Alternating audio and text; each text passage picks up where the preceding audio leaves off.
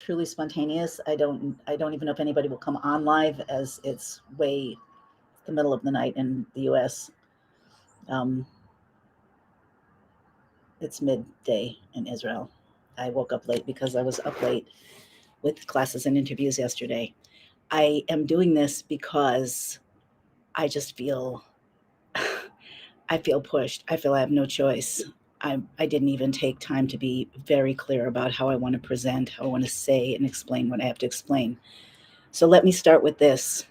I read in a booklet called Sa'akat Melech, The Cry Out of the King, written by the Lubavitcher Rebbe, or a compilation of things that he said on Eretz Israel, the land of Israel, the truth about Israel. And it was very powerful. And one of the things that he said is that a Jew has to speak the truth, even if he doesn't believe anybody will listen. And why is that? Listen carefully. Why is that? Why does it matter to speak the truth, even meaning, in this case, the Rebbe meant about Israel? Why does it matter? Because the hearts of kings and rulers are in the hands of God. The kings, the presidents, the leaders, whether they're overt or covert, whether they're the elected government or not so elected, or the selected government or the shadow government, it doesn't matter. All of these players are put into place. I'm telling you, you have to understand this. All of these players are put into place by God. Why? Because the narrative of history, it's like we're characters in a book. The book is generally written, but in this book, God's book, the characters get to have emotions. They get to make choices. They have, to a certain, on a certain level, free choice to understand the plan, to see truth, to align themselves with the plan, to jump from chapter to chapter, to take bigger and bigger roles if they want to, or smaller and smaller roles if they want to, happier or sadder roles. Anyway, this is God's story, and everything that is happening, always, but especially now, we're literally on the verge of redemption. Does that mean it's going to happen today? I mean, I'd be very surprised, honestly, because it seems like things are meant to play out, but is that necessarily true? Or could one of us reach our deep inside and make a connection that will turn the lights on for everybody? I think that's true also. At any point, and we're taught this, at any point, things can depart from the natural, logical progression of how things happen, even in the divine story, to something completely supernatural. But that's not really the point of what I feel I need to say here. What I came on to say, it's almost painful. Like I feel like I'm being pulled, and I must say this, is that God puts the players in place. The hearts of kings and rulers are in the hands of Hashem. It states that clearly in the Torah. There is nobody, whether their motives are evil, wonderful, or somewhere in between, none of them are operating on their own. No one individual can have free choice over the lives of millions or billions of people. It doesn't work like that. So everything that is happening, whether it's the pink hats, the green hats, the blue hats, the white hats, the gray hats, the black, I'm so tired of all the hats. We're looking at the wrong story. We're reading the wrong narrative. We're reading the wrong book. This is God's book. Actually, it's God's book and our book, because God's book is about us, and everything that is happening now to bring something out from us, to connect us in some deeper way with us and with God. And that is what will happen. That's why, if you're running around saying it's going to be biblical, yeah, it's biblical. But I don't know what the Q team had in mind when they said biblical. Do they get it? I don't know if they get it. We have to get it. On every nation. Oh, there's some artillery booms. Good morning. On every nation, God appointed what's called a sar, Saar in English. It's a malach. It's an angel. It's a called a prince. Also means prince. It is the an angel is like a morphic field, or like a um, let's say the engine in a car, all the complicated mechanism. Anyway, it's the intermediary through which God conducts the affairs of the nation. When the nations, this is the one of the secrets that was to the story of Jacob fighting with the angel that the Torah relates, the Bible relates. That was the angel of Esav. So if the angel of a country is weak, then the leader of the country is weak, the army of the country is weak, the country won't stand. If the angel is strong, the opposite. And what the Rebbe said is, a person, a Jew, must tell the truth. Sorry, it took me so long to circle back here. Sorry, I said circle back. More artillery. Boom. I really don't know what's going on here, but that is also not the point. And that's part of the point I have to make. When you tell the truth, when you say the truth in public, what is that? Then the angel, the Tsar of each nation will hear the truth, because the truth goes straight and it doesn't go in a linear way, and you have to convince so many people, and you have to cut through the media, and you have to prove that you're good. I mean, I have so much to say, and I'm probably not going to say most of it now. I want the point to be very clear. When you speak the truth in public, whatever that means, when you say God gave this land to the Jewish people as an everlasting inheritance, with the commandment to settle it, with the commandment to make it bloom, with the commandment to use it for holiness, but simply to settle it. It starts with settling it. When we tell the truth, the whole world could be against us, but the Tsar of every nation, this Malach, this angel that controls the nations, I'm quoting the Rebbe, will hear the truth and will force the leaders of the nations to do in accordance with the words of truth that have been said. And I feel like we are not telling the truth. At least not enough of us are telling the truth, and not in a big enough way. And even those of us who are very big truth seekers, and that's really who I'm speaking to here, we are getting distorted, distracted, and co-opted by all these narratives. I heard this morning a recording of an interview with Jan Halper Hayes, who I really liked. I don't know if you know who she is. She's just another, nice white hat who Trump apparently endorses. And I won't go into everything she said. It was very disappointing, very distressing. The interviewer accused Israel of committing genocide and Gaza being an open-air prison. The Israeli government brutally evicted Jews who were living in Gaza in 2005, brutally. And some of them are still refugees now, gave Gaza to all the non-Jews, and we see what they're doing with it, building tunnels, beating and killing their people, launching rockets at ours, kindergartens. Now we know there's not words for what happened now. So is the government complicit? Yes. Does that matter? Does that matter in terms of where our minds need to go now and where our efforts need to go? No, it doesn't. Why doesn't it? We don't have the power to do much about that, because God is running the actions of the kings and rulers of the world. Again, whether they're elected, selected, or hidden. This is between you and God, between me and God, between us and God. They don't have control. The control they have is because they're allowed to have it. You have to look at the deep inside here, or your energy, your holy energy, not only your health, your mind, your heart, but your ability to step up and do what needs to be done is going to be compromised, is going to be co-opted. So nobody has the narrative right. Actually, what Jan Halper Hayes said at the end, right before I turned it off, she said the real problem here is religion. When you bring religion in, there's no way out. But guess what? The real issue is, and I know some people have issues with religion, so when I say religion, let's just talk about Bible, God, truth. I'm not talking about organized religion. I'm talking about actual divine truth. This is religious. This is biblical. There is no political solution. And I want to point out something else. The more Israel tries to be kind and good and nice, the more the lies pour in, the more the hate comes out of the chambers of hell, the more the cries to wipe us off the face of the earth get stronger. Wake up and smell the roses. You're dealing with the wrong people. You're dealing with the wrong forces. This is between you, God, and the mechanism that controls the political, geopolitical, military, corporate, galactic, I don't care where you want to go with it.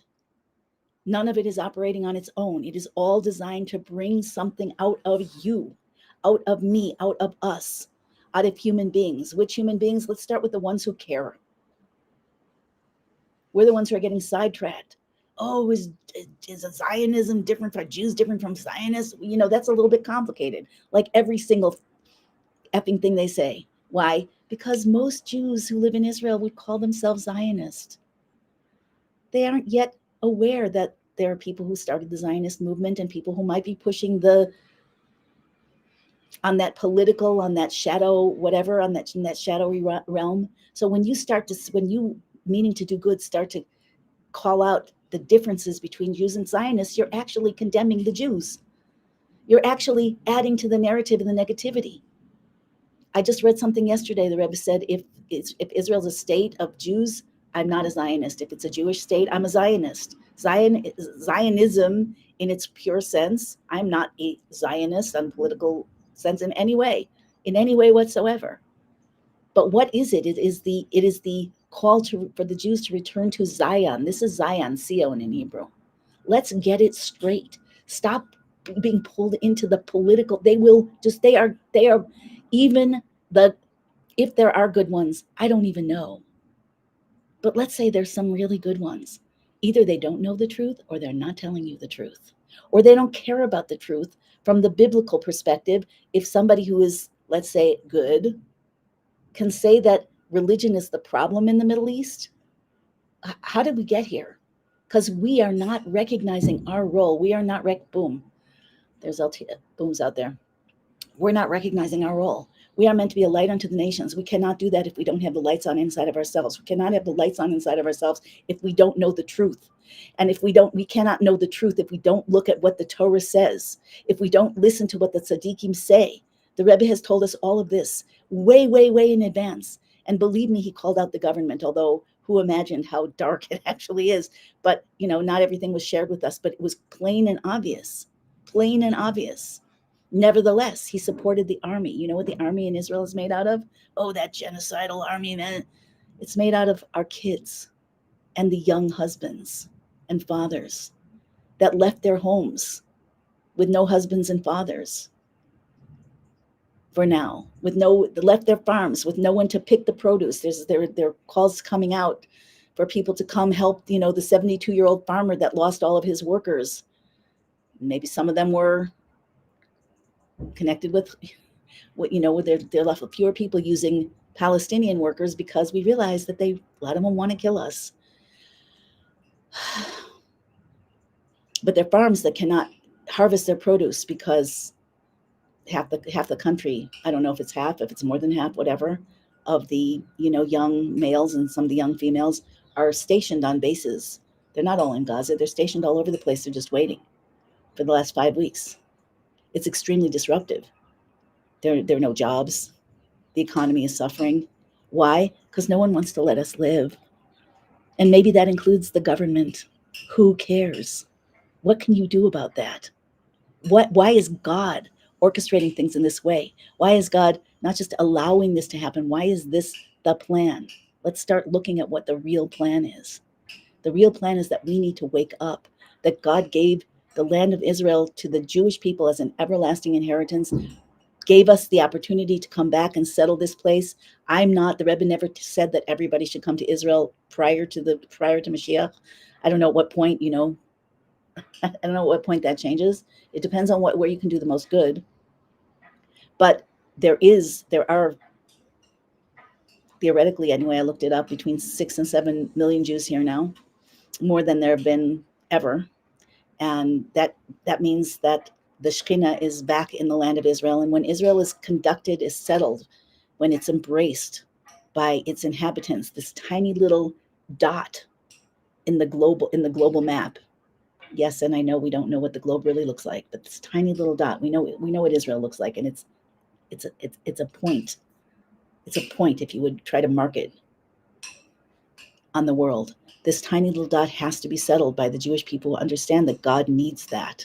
And from that settlement, to share Torah, to share truth, to share divine love, to share the divine plan. God is, as people say, God is love. Of course, all love comes from God, and God is ultimately loving infinitely. But God is not love. God is truth. God is godliness. If God is love, where does everything else come from? God gave us the plan for a sustainable, inhabitable world, and it includes Israel being settled by Jewish people and being conducted in accordance with Torah. And I don't know exactly what that means, and it's not something that we can force, but it's something that we can embrace. I just watched a video that someone posted on the chat this morning of a unit of soldiers called Sankanim, and they had two people in front of a microphone and all the soldiers in a circle. Again, these are our kids, and these are, in my phase of life, they're our kids, and they're young, beautiful. It's not a professional army. There's no professional army here. There are few professionals. Those are probably the ones we have to watch out for in some cases. These are our people, and they were praying biblical prayers. And then they said, Shema Yisrael, Hear O Israel, the Lord is one. And then they did the priestly blessing. And then they blew the shofar. And they asked God to bring them into battle and bring them home safely, like in the Bible. Should it have come to this? Absolutely not. Absolutely not. But at the end of the day, who let it come to this? God. Why? Because we need to wake up. And we don't need to wake up just to the fact that the pharmaceutical industry is lying to us and the governments are corrupt and the intelligence is corrupt and this player and that player. Remember, the hearts of kings and rulers are in the hands of God. Israel, by the way, does not have a tsar, doesn't have an angel over it. It's God directly. So something happened here, and we cannot give answers to horror and tragedies, but we can look for the solution. And yeah, fine, wake up to the truth, but you can get pulled down rabbit holes and disabled completely. Where is your holy energy most beneficial, most correctly used?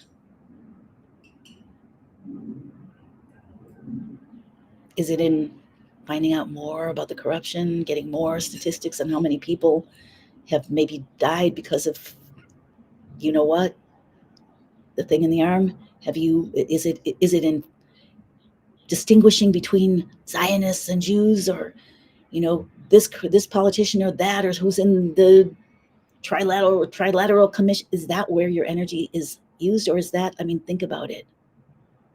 You have a quantum power to change the world. You, one person. The Torah says this, everybody knows it. Wasn't it Margaret Mead who said, never doubt the power of a small group of people to change the world? It's the only thing that ever does. When you're working with God directly, when you see the truth and you speak the truth, I'll tell you what the Rebbe said. The Rebbe said, when a Jew is willing to stand up, or when the Jewish people are willing to stand up and say the truth, that God gave us this land in public, we will not need to go to war. We will not even need weapons. The peace that everybody longs for, you're looking in the wrong place. And I think that the more I'm suspecting, as I get a gut punch and another gut punch and another gut punch and another gut punch and another gut punch from some nice, friendly white hat that I thought was my ally, who's parroting the lies about Israel, I'm giving up on all of them. I don't care. If they're good, great, let them do their job. If they're not good, let them go down. Anyway, it doesn't matter. They can't do their job if God doesn't let them, even if they're angels from heaven. Angels cannot do what God doesn't allow. And why is God allowing this? We need to wake up and become who we are. We need to see the truth about Israel. It's central to the world. Obviously, look what happens as soon as Israel makes a move. That's what's up on the global stage right now, and that's where we have to focus. And the more we try to explain, like Israel, it's very disturbing. Yes, it's very disturbing, because the same people that allowed this are to a large degree still in power, although on the ground, it's not the politicians that necessarily control the actions on the grounds. The truth is that even in 1967, when the army in Israel was fighting the Jordanians, who had taken over the old city and taken holy sites and the stones from holy sites and urinated all over them. Yeah, that's the peace that they want. This is a biblical war. This is a biblical war. There's biblical hatred. There's biblical misunderstanding. There are biblical events, and we have to fight it biblically. So even then, they had no intention. The politicians did not want anything to do with the biblical narrative. And they wanted to leave the holy sites in Arab hands. They're still doing their best to make that happen. But the soldiers in the fighting with God, led by God, ended up standing in front of the Western Wall. And you can look it up. You can see a video or hear an audio, not a video. You can hear an audio. Kotela Marabi Bayadenu, the Western Wall is in our hands. They ended up there. And there was nothing that the cabal could do about it. So use your energies. I'm just going to check in and see if there's anything else that I missed saying. Be very careful about the nuances, because these nuances, if you're going path of exposing cabal and that's your main thing in life, you're going to get co-opted, and you're going to end up using your energy not only in useless ways, but in ways that cause harm. We have to tell the truth, which is that God gave us this land, and I don't care if he has allowed a parasitical, evil, disgusting group of entities or whatever they are to ostensibly have control. God himself is conducting what happens in Israel. Because of us, for our benefit, we need to wake up and go into redemption. A redemption mindset is not about Trump. It is not about rallies. It is not about armies. It is not about any of this. It's not about underground tunnels. Yes, for war we have to end. I'm sure that they know where all the underground tunnels are, and I'm sure that they could bomb them if they wanted to. This is very, very, very tangled. But the more tangled it gets, and the more we try to follow those threads and pull them out and speak out that truth, that people narrative truth, the more tangled it's going to get. Specifically, by the more we try to show how good we are. I remember what I was going to say. This hospital, which is where most of the Hamas leadership apparently is, they keep sending us messages. Oh, we're half a meter. Half a kilometer from the hospital. The hospital's surrounded. We're going to take it. 2 weeks now. Nothing happened. How come? God didn't say yes. How come? Because where our energies and our attention is in the wrong place.